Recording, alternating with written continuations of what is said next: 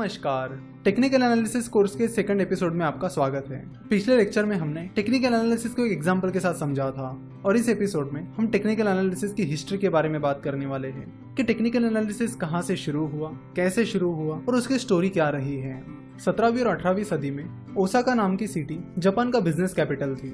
Osaka city समंदर के पास थी, जिसकी वजह से ट्रांसपोर्टेशन के हिसाब से ओसाका काफी सुटेबल सिटी थी। धीरे धीरे ओसाका में राइस ट्रेडिंग मार्केट डेवलप होने लगा और फिर ओसाका में जापान का पहला राइस एक्सचेंज शुरू हुआ। अब ओसाका जापान का इकलौता राइस एक्सचेंज होने की वजह से फार्मर्स दूर दूर से अपना राइस बेचने के लिए ओसाका आते थे और राइस ट्रेडर्स दूर दूर से ओसाका जाते थे राइस की ट्रेडिंग करने के लिए। तो जब मुनेहिसा होमा राइस ट्रेडिंग करने के लिए ओसाका जाने लगा तो उसने ऑब्जर्व किया कि वहाँ के जो ट्रेडर्स थे और फार्मर्स थे उन्हें राइस की प्राइस प्रेडिक्ट करने में बड़ी दिक्कत आ रही है। फार्मर्स और ट्रेडर्स राइस की प्राइस प्रेडिक्ट नहीं कर पा रहे हैं, जिसकी वजह से उन्हें ज्यादातर घाटे के सौदे हो रहे हैं। किसी टाइम राइस की प्राइस बहुत ऊपर चली जाती थी तो अचानक से बहुत नीचे चली जाती थी और राइस प्राइस की इस फ्लक्चुएशन की वजह से ट्रेडर्स और फार्मर्स दोनों भी कंफ्यूज रहते थे और सही डिसीजन नहीं ले पाते थे। तो होमा ने इस प्रॉब्लम का सोल्यूशन निकालने के बारे में सोचा।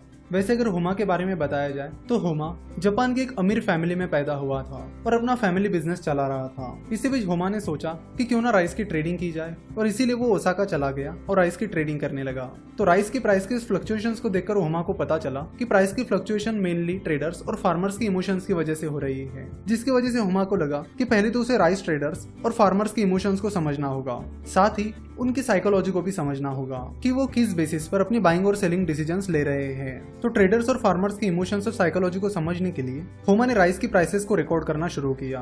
वो राइस की प्राइस के हर एक मूवमेंट को रिकॉर्ड करने लगा। उस पर्टिकुलर दिन उस राइस की प्राइस इतने बजे कितनी थी, क्लोज कितने बजे हुई, ओपन कितने बजे हुई, उस दिन राइस प्राइस का हाई क्या था, लो क्या था, एटसेट्रा। अब दिक्कत ये थी कि होमा सकाता रहता था और राइस मार्केट ओसाका में था। अगर सकाता और ओसाका के बीच का डिस्टेंस देखा जाए तो वो 600 किलोमीटर था, जो कि काफी ज्यादा है।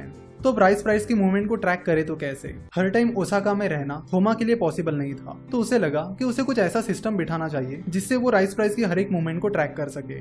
जैसे कि हमें पता है कि होमा एक वेल्दी फैमिली से बिलोंग करता था, तो होमा के पास पैसों की कमी तो कोई थी नहीं, तो इसके लिए उसने मैनुअल सिस्टम रखा। उसने ओसाका और सकाता के बीच हर 6 किलोमीटर की दूरी पर अपना एक आदमी खड़ा किया और उनके हाथ में कुछ झंडे दिए। तो उन झंडों की मदद से वो कुछ सिग्नल्स देते थे और फिर उन सिग्नल्स की मदद से होमा राइस प्राइस की मूवमेंट्स को ट्रैक करता था। अपने सिस्टम की मदद से होमा सकाता में बैठकर राइस प्राइस की मूवमेंट को ट्रैक कर पाता था। वो पता कर पाता था कि ओसाका में क्या चल रहा है, शेयर की प्राइस ऊपर जा रही है या नीचे जा रही है। और कई टाइम तक वो राइस प्राइस की मूवमेंट को ट्रैक करता रहा। तो कुछ टाइम तक राइस प्राइस की मूवमेंट को ट्रैक करने के बाद होमा को पता चला कि राइस प्राइस की मूवमेंट में कुछ पैटर्न्स आ रहे हैं और वो रेगुलरली रिपीट भी हो रहे हैं। तो होमा ने ऐसे अलग अलग पैटर्न्स पर ध्यान देना शुरू किया कि क्या चीज होने के बाद वो पैटर्न्स डेवलप हो रहे हैं। और फिर होमा ने उन पैटर्न्स को अलग अलग नाम देना शुरू किया और उसने उनके चार्ट बनाकर वो बायर्स और सेलर की साइकोलॉजी को समझने लगा। यानी वो राइस ट्रेडर्स और फार्मर्स की साइकोलॉजी को समझने लगा, उनकी इमोशंस को समझने लगा और फिर अपनी इस टेक्निक का उपयोग होमा राइस ट्रेडिंग करने के लिए करने लगा।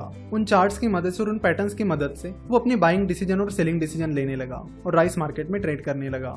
अपने इस टेक्निक का उपयोग करके होमा एक सक्सेसफुल ट्रेडर बना। कहा जाता है कि होमा ने लगातार 100 ट्रेड्स में प्रॉफिट हासिल किया था।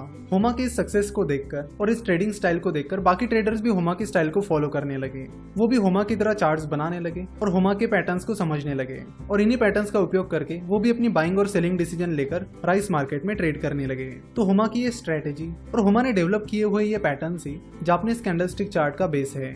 बाद में इसी टेक्निक को यानी कैंडलस्टिक टेक्निक को अलग अलग चीजों की ट्रेडिंग के लिए इस्तेमाल किया गया और बाद में ये चीज स्टॉक ट्रेडिंग में भी आ गई। ट्रेडर स्टॉक ट्रेडिंग में शेयर की पिछली प्राइसेस का एनालिसिस करने लगे और उन पैटर्न्स की मदद से वो फ्यूचर प्राइस को प्रेडिक्ट करने लगे। तो ये है टेक्निकल एनालिसिस की हिस्ट्री, जिसमें मुनेहिसा होमा ने जापानीज कैंडलस्टिक चार्ट की मदद से राइस प्राइस को प्रेडिक्ट करना शुरू किया था और अब यही टेक्निक स्टॉक मार्केट में भी चल रही है।